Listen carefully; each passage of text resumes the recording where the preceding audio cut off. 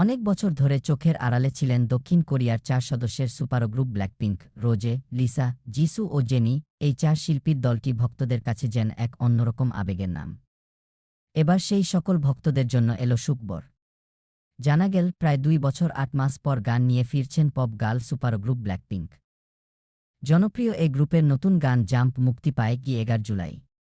বিষয়টি নিশ্চিত করেছে ব্যান্ডের এজেন্সি ওয়াইজি এন্টারটেইনমেন্ট। 8 জুলাই এই গানের একটি টিজার প্রকাশিত হয়েছে। ভিডিও চিত্রটি পরিচালনা করেছেন ডেভ মেয়ার্স।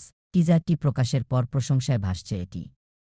টিজারে লিসা, জিসু ও জেনির দেখা মিলেছে, যেখানে আরও দেখা যায় গানের তালে ক্যামেরা এগিয়ে যায় দেয়ালে আঁকা গ্রাফিতির দিকে।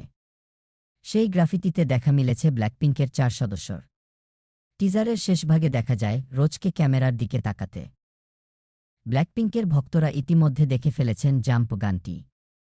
দক্ষিণ কোরিয়ার গয়াং স্পোর্টস কমপ্লেক্স মেইন স্টেডিয়ামে ডেডলাইন ওয়ার্ল্ড ট্যুর কনসার্টে গানটি প্রথমবারের মতো পরিবেশন করে ব্ল্যাকপিঙ্ক।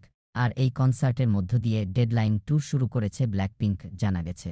16টি শহরের মোট 31টি কনসার্টে গাইবেন ব্ল্যাকপিঙ্ক।